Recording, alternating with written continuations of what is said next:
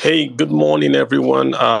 Welcome to Business Paper Review with me, Kalu Aja. Today is the second day of where is September? We're already in September 2022. So we're in the last month till December, yeah?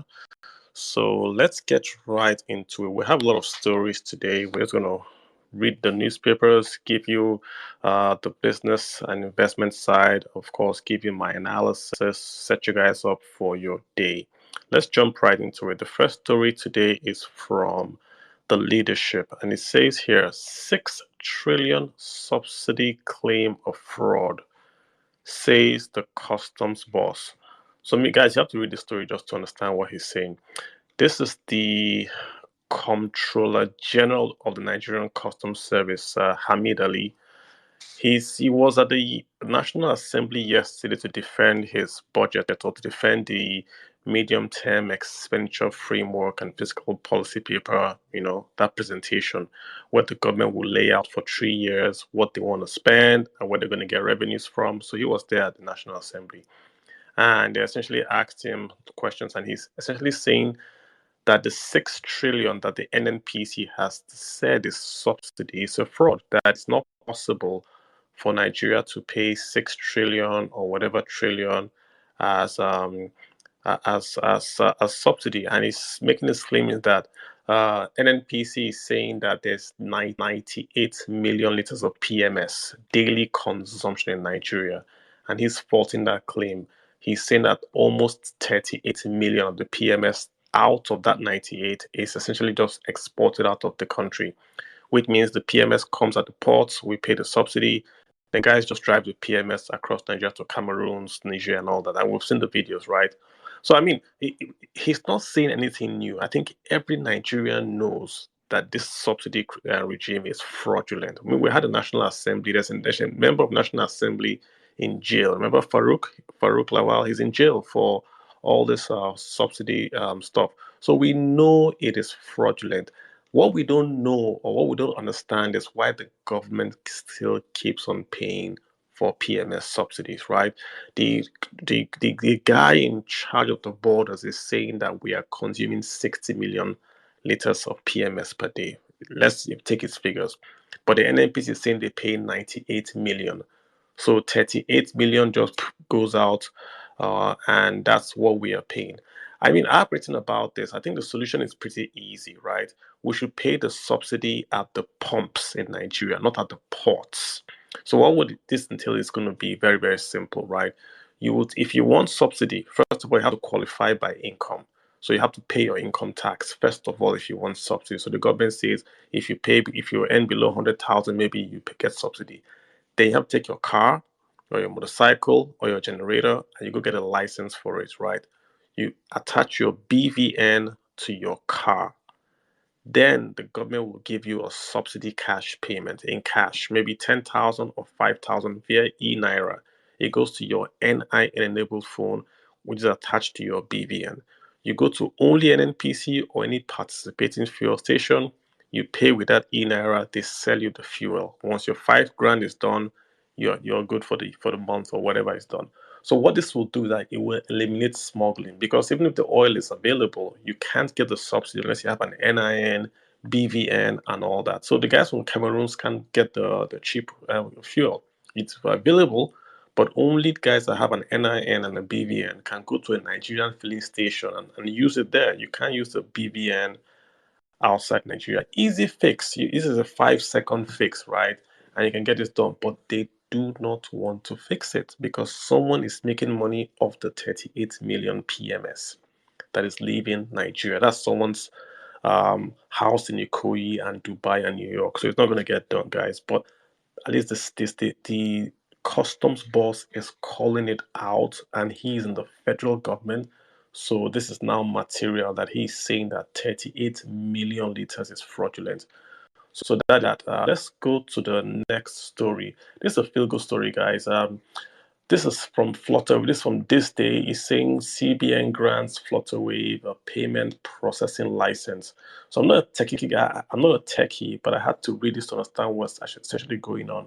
So prior to this, Flutterwave was essentially operating with a payment solution service provider (PSSP). They also had an international money transfer license. Now, what they're getting from the central bank is called chain and processing license. So, what this allows them to do is that they can process card services, they can talk to banks, non-bank acquiring, agency banking, and of course, payment gateways. So, I mean, in simple English, they can do more. They can do more if you have a card and want to pay from this bank to that bank or from Visa to this place.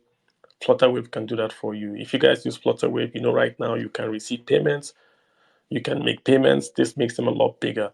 It also makes them more, should we say, they can branch out more into Africa, right? This is export. So now Flutterwave can say, hey, you can make a payment to Kenya or Zimbabwe. So it's good. I mean, it's a Nigerian company. They are creating Nigerian jobs and they're exporting, they're bringing back Forex. So I completely like it. Like I said, a feel good story for us. Just shows what Nigerians are capable of, right? Even though with all the issues, we still have companies coming up and doing stuff like this. So good kudos to the guys at Flutterwave and wish them the best. Okay, let's go to another one. Emirates have issued out a statement. This is from the Emirates directly. Emirates is saying, yes, CBN, we see you. We see that you spent or you paid us $258 million. Hence, we are going to resume flights September the 11th. So, guys, Emirates is going to come back to Nigeria from September the 11th. So, all you big boys that were affected by the ban, by Emirates, Delta, and I think it was also, which was the third one that pulled out also. Well, Emirates is going to come back. Let's see if Delta will come back. Let's see if this short term fix is going to be enough for them. Long and short, guys, is that we don't want to repeat ourselves. This is an issue of Forex availability. And there's no Forex because Nigeria is using her Forex to pay for subsidy, and Nigeria is losing money through stealing of the crude. So everything really comes back to the economy. If you can't protect your pipelines, so you claim, and if you keep on paying subsidy on PMS that has been exported, that's the waste, right? And then we then all suffer because we had the negative effects of Delta, Emirates, and the rest refusing to fly to Nigeria. So let's get our act together. I mean, it's not a hard thing to ask the government to protect pipelines or to not import 98 million when we just use 60 million. It's not a hard thing to ask, but let's hope the government will get its act together. Okay, let's go to our next story. It's from the Punch. It says NECA. NECA is the Nigerian Employers Consultative Association. They're essentially asking the federal government to reappraise its economic policies. The DG of NECA, Wale Smart Oyerinde, he used the word here, and I wrote it down. I actually had to write it down. Ineffective. He's saying that the current economic policies are ineffective, right? And he's talking about the taxes, the new tax that the government has imposed on sugar and all that kind of stuff. And also the stress to get Forex to trade, right? He's saying that this are really not impacting, or should we say, helping the organized private sector in Nigeria. But most importantly, why I like what he's saying there has to be the monetary side and the fiscal side, which means the central bank, which is monetary, and then the fiscal, which is taxation, the executive, they've got to work together. If you notice right now, central bank has banned rice. Sit on that way. Central bank will not give you money to import rice into Nigeria. So central bank has no fiscal or tax powers, but all they can do is to use a monetary policy to try to effect economic policy, which is not sufficient. So if you want to import rice, you can't get money from dollars from a bank. That's what CBN is doing. It should be the executive passing a bill, a fiscal law, or whatever to stop that, not the central bank. Central bank's job really is inflation. That's it. But they're fighting rice because if you keep on importing rice, they have to pay dollars and they lose their foreign reserves, and that would cause inflation anyways. So they're trying to fight it leaving their lane to go to the other lane. So I think that the monetary and the fiscal side, like the Eneka is saying, should complement each other. We can't have one in a silo and then the other one not working. Both of them have got to work with the same objective, right? Central bank can do everything. They only have two arms. They can't give loans, fight inflation, grow rice, then come back and do exchange rate. That's a bit too much for them. So I think we should take, that's very, very good advice for them. Then also the story from the DMO. If you notice, guys, the central bank, the customs, now the debt management organization, yeah, the debt management office, they're all now talking what we're saying as normal citizens. So the DMO, the DMO's DG, her name is, the story is from, this is from Daily Trust. So the DG's wasn't Patience Oniha. She essentially was also at the National Assembly to discuss the multi-year program where Nigeria sets out what they want to borrow for 3 years, the multi-term framework. And she's saying a lot of things here, right? But she's not really landing any punches. She's saying the government is borrowing too much. She gave the figure of our current debt right now, give or take about 41.6 trillion. And she's saying 35% of that borrowing is done by the federal government. I thought that was more. So that means the federal government is only responsible for about 35% of the total debt. This is as at March of this year. So she just, I see her, she just do a lot of, she's saying, listen, the federal government, we've told them, you guys have to raise revenue. We just can't keep on borrowing. She's saying it over and over and over. We can't stop borrowing. That's what she's saying over and over. I mean, the question I want to ask is, when is someone going to stand up and tell the government, listen, this is just not sustainable, right? We hear her talking all the time about debt to GDP, debt to GDP. GDP does not pay taxes, or the GDP does not pay loans, I mean. So last year or this year, we then heard that the revenues cannot even pay for the debt service. So now you don't hear anyone saying GDP to debt anymore. That's the dead metric. I don't know what that does to anyone. It is revenues that pay debts, not GDP. So we should die the GDP to revenue thing and, like she's saying, grow revenues. But most importantly, Nigeria's problem is not revenues. Nigeria's problem is spending. Evidence one, I just give you guys the evidence. The Nigerian Customs Service is saying that Nigeria is spending 38 million liters. We're paying for 38 million liters. That is not us. That's going to be exported to Cameroon, to Niger, whatever. So we're spending on that. We're spending to keep the fuel. We're not protecting the pipelines. That's spending, right? That's our problem. The revenues really are not the problem. We seem to have enough revenues, in quotes. I'll caveat that. The revenues that we have today with a good manager can go a long way. But all the revenues from NNPC are going to pay for subsidies that is not being used by Nigerians. That's a problem. If you sort out NNPC subsidies, then you are nearly halfway there to having revenues to spend on schools and education. We simply can't keep on saying revenues, revenues, revenues. I don't think that works. We've got to address the spending. I'm talking about Orosanya report. Orosanya report is still there, which is talking about rationalization and cutting costs. The real elephant in the room is fuel subsidy payments. It's just not sustainable. And when you talk, I just say, well, if you take away the subsidy, we're all going to suffer. Well, we're suffering right now, right? And the subsidy you are paying for the inefficiency of the government to maintain its refineries. But we can't afford it. That's just the truth. We cannot afford it. Nigeria has got a spending problem, not a revenue problem. All right, guys, so this is the last story I want to take. This is talking about capital importation. There are two things I want to touch here, and this is from the Sun. So it's saying the capital inflow into Nigeria rose by 1.5 billion in quarter two, 2022.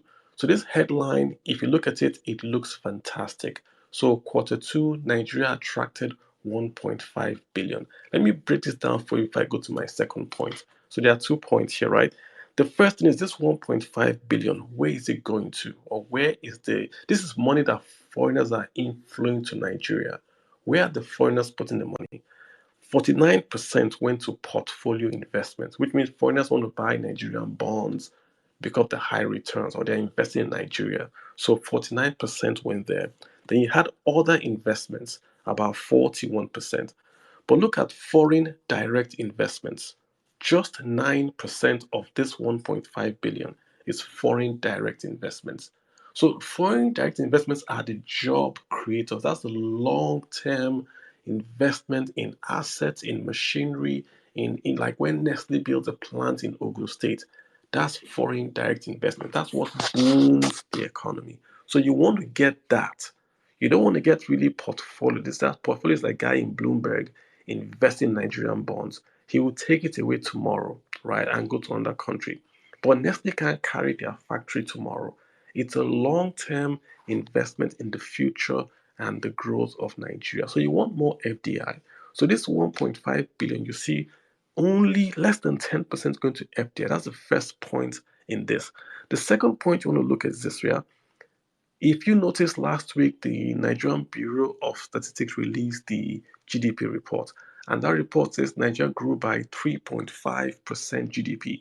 And I saw on Twitter everywhere, oh, Nigeria is booming and the whole world is crashing. No, guys, there's something called a base effect. Make sure you Google it. Base effect. It means that if you are like, oh my, I'll get in trouble. Let me use an example. You see, Arsenal, they've been underperforming. Now they are performing. So if you do a calculation and say who is the best performer in the English Premier League, it's Arsenal because they're coming from zero to top. So they are doing very well. But you can't compare them with, say, Man City that is always top and is just second now. The point I'm making is in 2021, Nigeria was COVID and the economic output was down. So anything you compare with 2021, Nigeria is going to do very, very well. So that 3.5 you saw, they are comparing it with 2021. That's why you get 3.5. When you compare GDP quarter to quarter in Nigeria, it was negative. The same way when you compare this trade, 1.5 is 2021 compared to 2022. So you get a growth. But if you compare this quarter by quarter, it falls by 2.4%. So on a straight line basis, the country really isn't growing. But when you compare to the slow growth of 2021, boom, we're doing pretty well. So these are the nuances that we have to remember that things are not as rosy as they seem, right? You can't have an economy where you have no revenues. So imagine Nigeria is a shop and there's no revenues coming in, but we're borrowing. You can't have an economy like that for long and hope to stay buoyant. That's essentially what's going on. All right, guys, we've done our stories. I don't see any requests, so we're just going to call it. We're over time. We try to do this for 15 minutes and just set you guys up. So done lots of great stories, guys. Even with a feel-good story thrown in there for you guys. So go out, go make that money in the cities of Lagos, Jos, Port Harcourt, wherever you are, right? Go make that money, and I'll see you guys tomorrow. Take care, guys.